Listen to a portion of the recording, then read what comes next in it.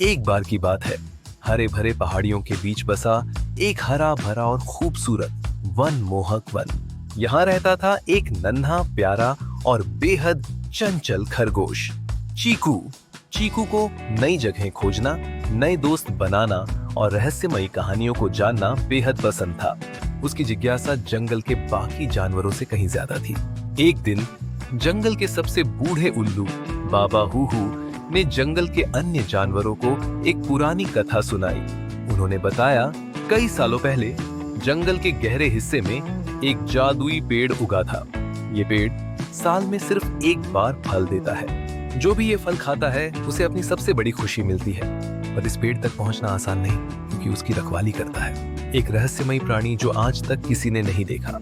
ये सुनते ही चीकू की आंखों में चमक आ गई। वह जान गया यही है उसकी अगली रोमांचक यात्रा। अगली सुबह चीकू ने अपने सबसे अच्छे दोस्त टिटू कछुए से मिलने का निर्णय लिया। टिटू गांव का सबसे बुद्धिमान प्राणी था, जो हमेशा शांत रहता और सोच समझकर निर्णय लेता। चीकू ने कहा, टिटू चलो ना, उस जादुई पेड़ को खोजते हैं। सोचो कितना मजा आएगा। टिटू मुस्कुराया, ठीक है चीकू, पर याद रखो इस बार हमें बहुत सतर्क रहना होगा। जंगल आसान नहीं है। रास्ते में उन्हें मिली एक चुलबुली गिलहरी, चिपकू। वह बहुत तेज और फुर्तीली थी। मैंने तुम्हारी बातें सुनी। चिपकू बोली, मैं भी चलूंगी। मैं पेड़ों पर चढ़ सकती हूँ, बहुत काम आऊंगी।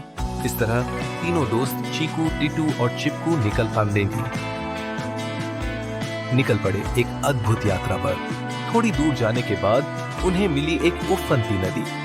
चीकू कूदने को तैयार था, लेकिन टिटू ने उसे रोका। जल्दबाजी ठीक नहीं।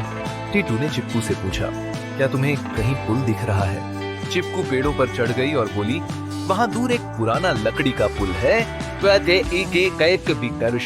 तीनों ने मिलकर एक एक कदम संभल कर रखा और पुल पार कर गए।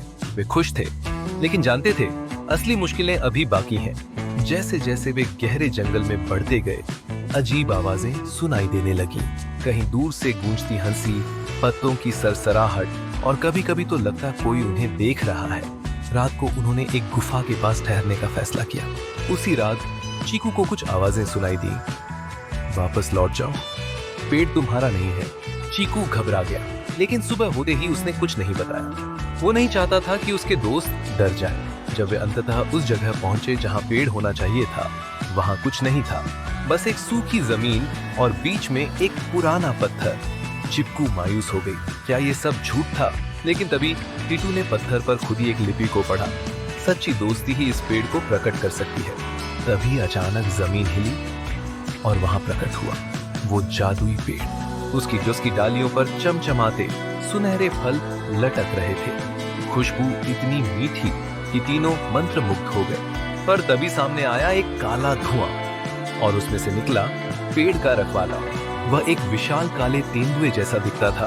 उसकी आंखों में आग थी, लेकिन उसने हमला नहीं किया। उसने कहा, तुमने स्वार्थवश यह पेड़ खोजा या सच्ची दोस्ती से? चीकू ने आगे बढ़कर कहा, हमने मिलकर एक दूसरे की मदद की, डर से लड़े और साथ चलकर यहाँ तक आए। अगर इस पेड़ के फल हमारी दोस्ती से बढ़कर हैं, तो हम इन्हें नहीं लेंगे। उस रखवाले की आंखों में चमक आ गई। उसने मुस्कुराकर कहा, यही असली परीक्षा थी।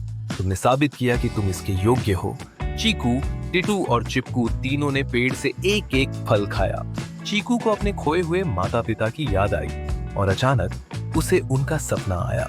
वे मुस्कुरा रहे थे। टिटू को अपने बीते जीवन की सबसे शांति भरी रात मिली। चिपकू को पहली बार लगा वो अकेली नहीं है, उसे सच्चे दोस्त मिल गए हैं। वे तीनों पेड़ के नीचे बैठे और तारे गिनते हुए सोचने लगे, असली जादू पेड़ में नहीं, हमारी यात्रा, हमारी दोस्ती और हमारे दिलों में है। सच्ची दोस्ती, निडरता और सहयोग से कोई भी रहस्य सुलझाया जा सकता है। कभी कभी जादू हमारी सोच से कहीं ज्यादा गहरा होता है, बस उसे महसूस करना होता है। क्या आपने कभी अपने दोस्तों के साथ कोई रोमांचक सफर किया है? क्या आप भी चीकू, टिटू और चिपकू की तरह एक ऐसी दोस्ती में यकीन रखते हैं जो हर मुश्किल को आसान बना दे? नीचे कमेंट में हमें बताएं कि आपको कहानी का कौन सा हिस्सा सबसे ज्यादा पसंद आया। अगर आपको ये कहानी अच्छी लगी हो तो लाइक करें, दोस्तों के साथ शेयर करें। और ऐसी ही और जादुई कहानियों के लिए हमारे चैनल को सब्सक्राइब करना न भूलें। आपका एक छोटा सा सपोर्ट हमें और प्यारी कहानियां लाने के लिए प्रेरित करता है।